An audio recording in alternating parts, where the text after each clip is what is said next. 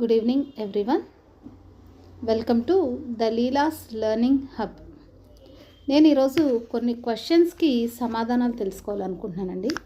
ఏదైనా coaching institute మెయిన్గా కోరుకునేది ఏంటి? లైక్ కోచింగ్ ఫ్యాకల్టీ ఏం కోరుకుంటారు? వాళ్ళ స్టూడెంట్స్కి జాబ్స్ ఎక్కువ రావాలనా, లేదా వాళ్ళ ఇన్స్టిట్యూట్లో ఎన్రోల్మెంట్ అనేది ఎక్కువగా జరగాలి అనా? ఓకే, నెక్స్ట్ ఇంకొకటి, మల్టిపుల్ ఇన్స్టిట్యూషన్స్ జాయిన్ అవ్వకూడదా? కోచింగ్ ఇన్స్టిట్యూట్ వేరే వేరే చోట్ల వేరే వేరే ఇన్స్టిట్యూట్స్లో జాయిన్ అవ్వకూడదా ఒకే సబ్జెక్ట్కి? ఓకే, నెక్స్ట్ మరి ఒకే ఇన్స్టిట్యూట్ మాత్రమే బెస్ట్ అయితే అన్ని జాబ్స్ కూడా ఆ కోచింగ్ ఇన్స్టిట్యూట్ వరకే రావాలి కదండి, కదా?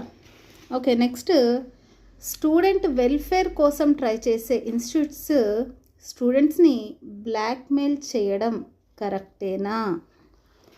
మార్కెట్లో పేరు, చాలా సంవత్సరాల ఇండస్ట్రీ అనుభవం అన్నీ ఉన్నా కూడా దిగజారుడుతనం ప్రదర్శించడం ఫ్యాకల్టీలకి ఎందుకు?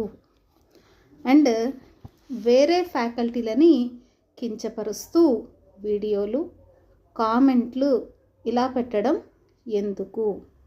మరియు మహిళలు ఎవరైనా ధైర్యంగా నిలబడి ప్రశ్నించడం కనుక వస్తే వారి పట్ల చులకన ఎందుకు?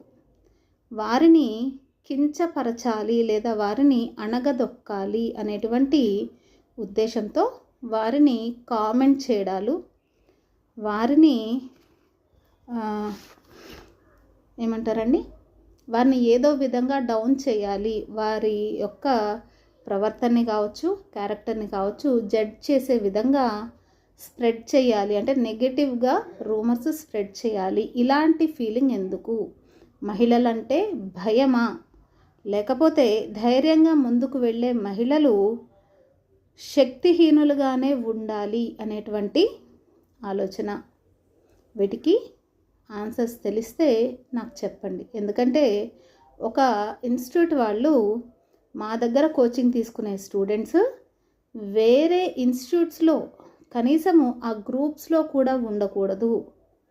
అలా అయితే అంటే ఫీజు కట్టించుకొని క్లాసెస్ చెప్తూ వేరే ఇన్స్టిట్యూట్స్ యొక్క వాళ్ళతో కనీసం టచ్లో ఉండకూడదు. ప్లస్ బ్లాక్మెయిల్ చేయడం, స్టూడెంట్స్ని బ్లాక్మెయిల్ చేయడం కూడా చేస్తున్నారంట. అది సమంజసమేనా కాదా? నాకు ఈ విషయాన్ని క్లారిఫై చేయండి స్టూడెంట్స్.